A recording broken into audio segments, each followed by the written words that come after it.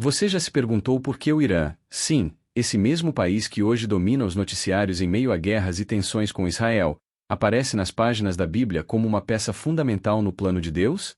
A maioria das pessoas enxerga o Irã apenas como uma ameaça moderna. Mas e se eu te dissesse que, segundo as Escrituras, ele já foi usado por Deus como instrumento de libertação? E mais, que o nome de um rei persa foi profetizado mais de 150 anos antes do seu nascimento, e que isso está diretamente ligado aos acontecimentos que estamos vendo agora. Parece teoria da conspiração? Não é. Está tudo lá, registrado há milênios. E o mais impressionante, essas profecias estão voltando à tona diante dos nossos olhos.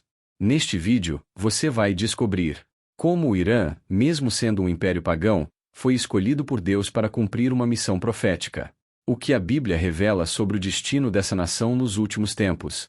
E por que entender isso pode transformar completamente a forma como você vê o cenário atual, e até mesmo a sua própria fé. Você já parou para pensar por que o Irã tem um papel tão marcante dentro das páginas da Bíblia? O Irã, que antigamente era chamado de Pérsia, não aparece na Bíblia como um figurante qualquer. Muito pelo contrário, ele é um personagem central em momentos decisivos do plano divino. Durante séculos, o Império Persa foi usado por Deus para cumprir promessas, corrigir rumos e até libertar o povo de Israel. Isso mesmo. Um império considerado pagão, e muitas vezes até inimigo de Israel, serviu de ponte para a restauração de um povo inteiro. Parece improvável? Sim. Mas é justamente aí que a narrativa bíblica se torna fascinante. O que parece coincidência, na verdade, faz parte de um plano maior. E esse plano envolve impérios, guerras, reis e decretos. Mas acima de tudo, envolve propósito. Um exemplo poderoso? A reconstrução do Templo de Jerusalém. Ela só aconteceu por causa de um decreto assinado por um rei persa. Coincidência? Para quem entende os caminhos de Deus, não existe coincidência, existe propósito. E é exatamente isso que a Bíblia mostra, que até os cenários políticos mais caóticos estão sob o controle de uma mão invisível e soberana. Não estamos falando aqui de uma nação santa, nem de uma religião oficial. Estamos falando de como Deus usa quem Ele quer, da forma que Ele quer, para cumprir o que precisa ser feito. Mas tem mais. A ligação do Irã com a história bíblica vai muito além do que se imagina. Se voltarmos aos primeiros capítulos de Gênesis, depois do dilúvio, vamos descobrir algo surpreendente. Os iranianos de hoje são descendentes de Jafé, um dos filhos de Noé.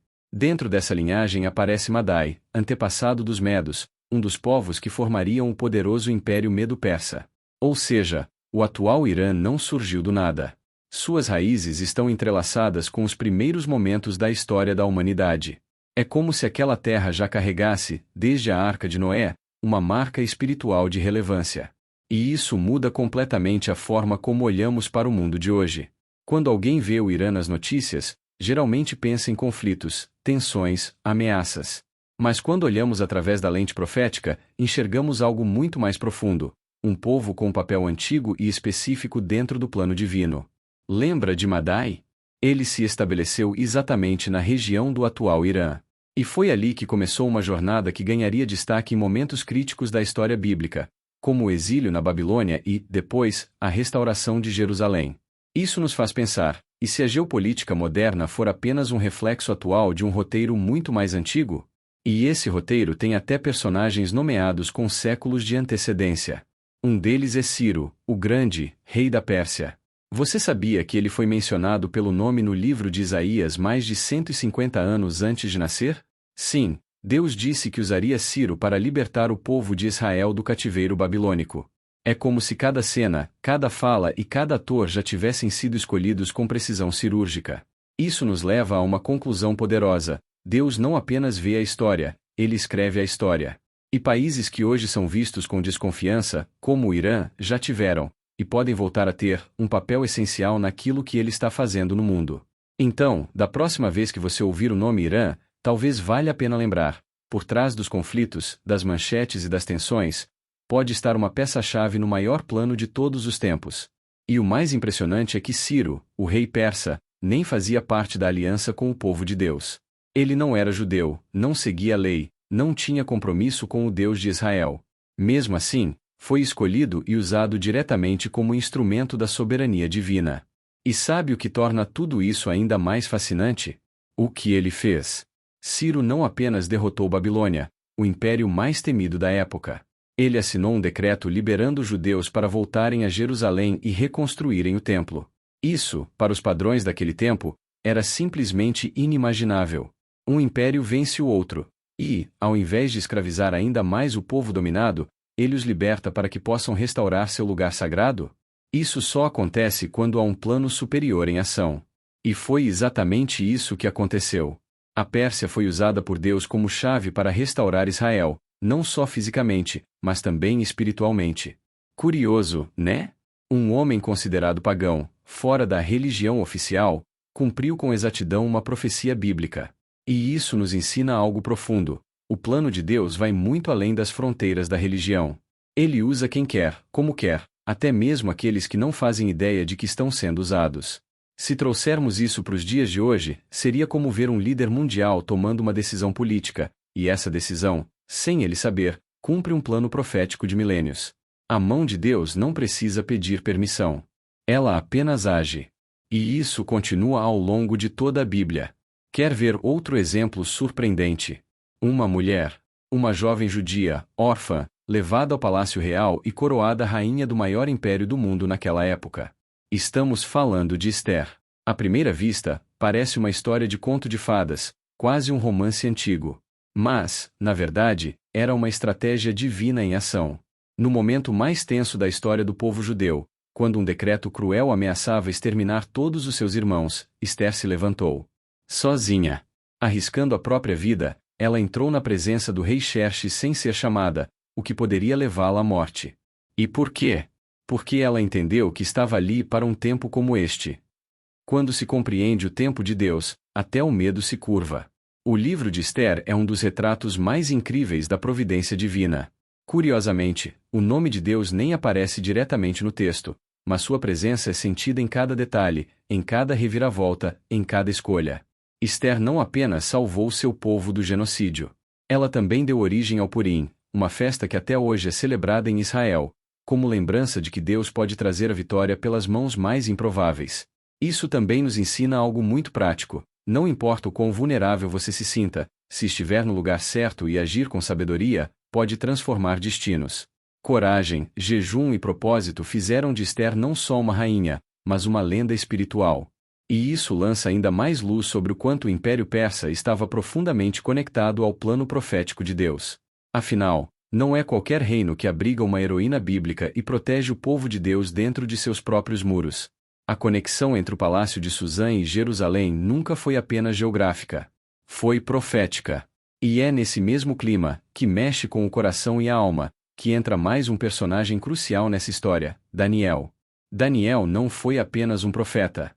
Ele foi um intérprete do invisível, um homem que, mesmo exilado em terra estrangeira, via o futuro com uma clareza que impressiona até hoje. Em suas visões, a Pérsia não é apenas mais um império.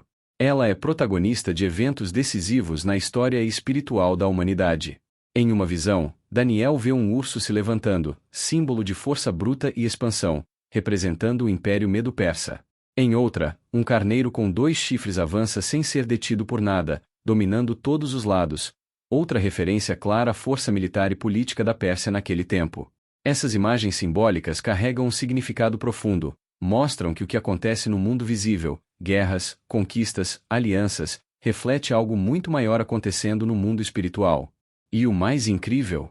Tudo isso já estava revelado antes de acontecer.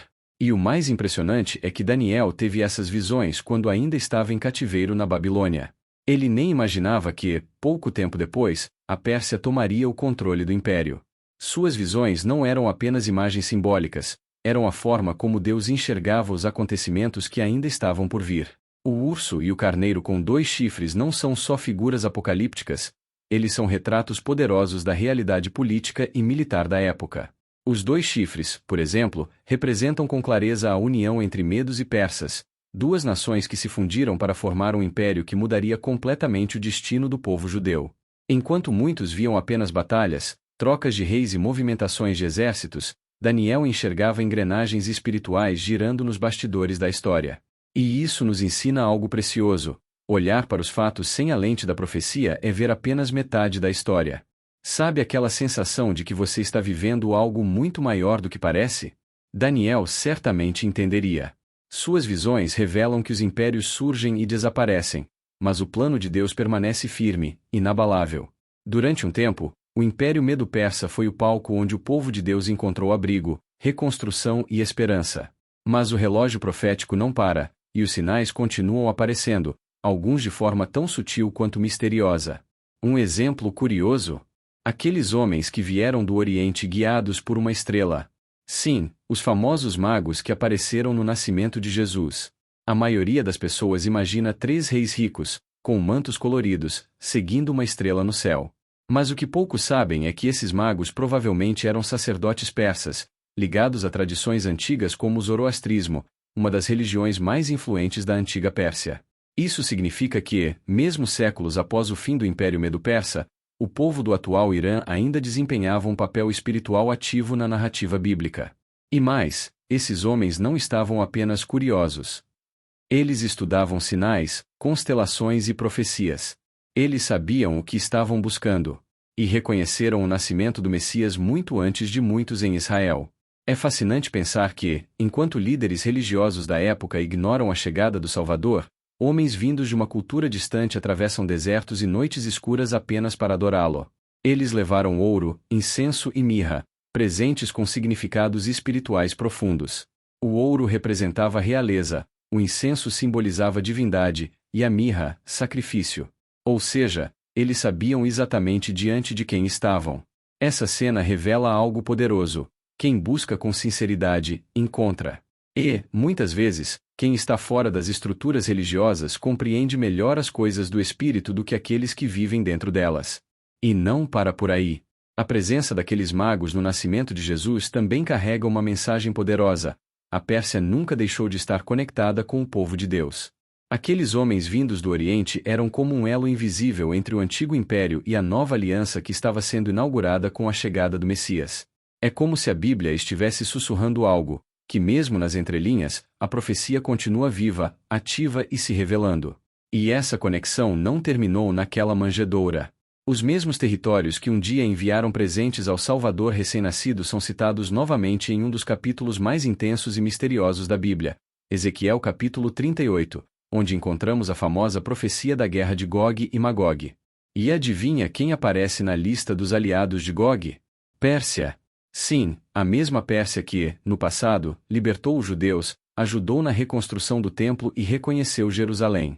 Agora, nas visões do fim dos tempos, ela ressurge como parte de uma coalizão contra Israel. Esse giro surpreendente revela algo profundo. No plano de Deus, as nações podem ser usadas tanto para construir quanto para confrontar. E o Irã de hoje, herdeiro direto da antiga Pérsia, ainda está envolvido nessa trama profética que vai muito além das manchetes dos jornais. É como se a história se movesse em ciclos, e a Pérsia, agora Irã, entrasse em cena nos momentos mais decisivos. No passado, ela simbolizou restauração. Nos últimos tempos, representa a oposição. Mas isso não quer dizer que o povo iraniano é inimigo de Deus. O que a Bíblia mostra é que, dentro do grande cenário profético, certas peças precisam estar no lugar certo, na hora certa. A coalizão que aparece em Ezequiel não é apenas política, é espiritual. Uma colisão entre o plano de Deus e as forças que tentam impedi-lo, mas que, ironicamente, acabam cooperando com o cumprimento da profecia. Incrível, né? É como se fosse um roteiro que se cumpre até quando parece ser sabotado. Essas passagens nos lembram de algo muito importante. O Irã de hoje, mesmo sendo visto como uma ameaça por muitos, ainda carrega o peso e o papel de uma nação que já foi instrumento de Deus. E pode, sim, voltar a ser uma peça-chave no xadrez escatológico. Estamos falando de uma região onde o passado e o futuro colidem constantemente. O mesmo solo que viu reis governarem, pode testemunhar o cumprimento de profecias milenares, como Ezequiel 38. A pergunta que fica é: será que o papel do Irã já se encerrou? Ou ainda há algo grandioso reservado nos próximos capítulos do plano divino? Quando olhamos com atenção para a narrativa bíblica, fica claro: Irã, ou Pérsia, nunca saiu do cenário espiritual do mundo. Mesmo fora da aliança direta com Israel, essa nação sempre reaparece em momentos decisivos, seja para libertar, desafiar ou anunciar. Não é coincidência que ela apareça tanto no Antigo Testamento quanto nas visões do fim dos tempos. Isso nos ensina algo poderoso: Deus pode usar qualquer povo, em qualquer época, para cumprir seus propósitos eternos. Pensa comigo. Se Deus usou Ciro para libertar, usou Ester para preservar, revelou a Daniel os movimentos do império antes mesmo de eles acontecerem, quem garante que o Irã de hoje não está envolvido em algo que ainda está se desenrolando diante dos nossos olhos? Talvez as tensões, os conflitos e alianças atuais não sejam só geopolítica. Talvez estejam perfeitamente alinhados com o relógio profético. Por isso, entender a Bíblia não é apenas uma questão de fé. É também ter discernimento histórico e espiritual. O Irã carrega um legado invisível que atravessa milênios. Ele nunca foi apenas mais um país no mapa. Foi, e é, uma engrenagem dentro do plano divino. A Bíblia deixa isso claro. Deus não age só através dos que o reconhecem. Ele move reinos, troca reis, posiciona nações, e até usa aqueles que nem sabem que estão sendo usados. Ao longo de toda a Escritura, o papel da Pérsia é constante. Às vezes como libertadora, às vezes como opositora, mas sempre presente. E essa constância nos revela uma verdade que poucos percebem. Na narrativa de Deus, não existem personagens secundários.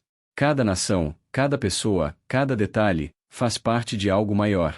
E é aí que entram os números, verdadeiros códigos escondidos nas entrelinhas da Bíblia. Sim, os números bíblicos não são apenas contagens, são mensagens disfarçadas. E quando falamos da Pérsia, um número se destaca: 70 anos. Esse foi o período exato profetizado por Jeremias para o cativeiro babilônico. 70 anos de exílio. E quem foi que apareceu no fim desse prazo para libertar o povo? Ciro, o Grande. Com precisão divina, ele cumpriu uma profecia feita décadas antes de nascer. Isso não é acaso. Não é sorte. É matemática divina. É como uma orquestra profética, onde cada nota toca no tempo certo, cada compasso está alinhado com o plano do maestro. E o mais espantoso? Tudo já estava escrito muito antes de começar. E talvez um dos momentos mais impressionantes de toda essa história seja esse. Ciro, o Grande, foi mencionado nas Escrituras cerca de 150 anos antes mesmo de nascer. Imagina só, abrir um livro antigo, encontrar o seu nome lá, e descobrir que ele descreve exatamente o que você vai fazer no futuro. Isso aconteceu com Ciro. Tudo o que ele fez, libertar o povo de Israel, permitir a reconstrução do templo, restaurar a adoração em Jerusalém, já estava profetizado por Isaías séculos antes. E ele cumpriu cada detalhe, como quem seguia um roteiro que nem sabia que existia. Se isso não é prova de que Deus está no controle, o que seria? Mesmo hoje, estudiosos se perguntam: como isso foi possível? Mas quem conhece o plano de Deus entende: quando ele determina algo, nem o tempo, nem o império mais poderoso do mundo podem impedir. E não para por aí. Daniel também nos deixou códigos numéricos e visões que reforçam a importância profética da Pérsia. O urso, o carneiro com 2 chifres, símbolos claros do Império Medo-Persa. Cada animal, cada número, cada característica tem um propósito. Nada na Bíblia está ali por acaso. A influência da Pérsia é tão persistente que aparece até no Novo Testamento, com os magos do Oriente, outra peça do quebra-cabeça espiritual que liga o Gênesis ao Apocalipse. E isso nos leva a uma pergunta inevitável: qual foi exatamente o papel de Ciro no cumprimento das profecias bíblicas? Ele foi apenas um rei inteligente? Ou, consciente ou não, atuou dentro de um roteiro celestial milimetricamente planejado? Isaías chamou Ciro pelo nome muito antes dele nascer.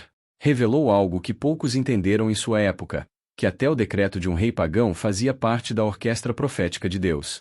E se tudo isso já aconteceu no passado, por que não aconteceria de novo? Outra questão intrigante. O que realmente representam os símbolos do Império Persa nas visões de Daniel? O urso, o carneiro, os 2 chifres, são apenas metáforas históricas? Ou ainda apontam para eventos que estão por se cumprir? Se Daniel foi capaz de prever o surgimento de impérios com tanta precisão, o que mais suas visões podem estar revelando sobre o nosso tempo? Será que o mundo moderno está apenas repetindo antigos padrões, sem perceber? E será que nós estamos vivendo uma dessas transições proféticas agora mesmo? A história de Ester também carrega esse peso. Um livro onde o nome de Deus não é mencionado uma única vez, e, mesmo assim, Tudo revela sua mão invisível movendo cada detalhe. A ousadia de Esther, o jejum do povo, o contra-ataque político que salvou os judeus da destruição. Tudo parece orquestrado com precisão divina. É como se Deus estivesse dizendo: mesmo quando não me veem, eu ainda estou no controle. Talvez essa seja a maior lição que a antiga Pérsia nos deixa. Que o invisível age no visível. Que nada é por acaso. Que cada número, cada nome, cada momento está exatamente onde precisa estar. E se tudo isso ainda te parece distante, presta atenção. Porque, depois de tudo que foi revelado aqui, fica impossível olhar para o Irã com os mesmos olhos de antes. A pergunta real talvez nem seja o que a Bíblia revela sobre o Irã, mas sim, o que Deus está tentando mostrar para você através dessa história. Você está atento aos sinais dos tempos? Ou está vivendo como se nada estivesse acontecendo? Talvez, agora, seja o momento de abrir os olhos para além do natural, de mergulhar mais fundo nesse plano que atravessa séculos, impérios, profetas e promessas. Se você chegou até aqui, deixe nos comentários uma palavra de esperança e a seguinte afirmação: Jesus salva, e não se esqueça de se inscrever para me apoiar a produzir mais conteúdos aqui no canal. Aqui, você vai continuar descobrindo verdades escondidas, segredos proféticos e revelações que podem transformar a sua fé. Porque compreender o passado bíblico é a chave para discernir o nosso futuro. Uma ótima semana a todos e muito obrigado por assistir até aqui. Que a graça e a paz estejam com todos. Amém.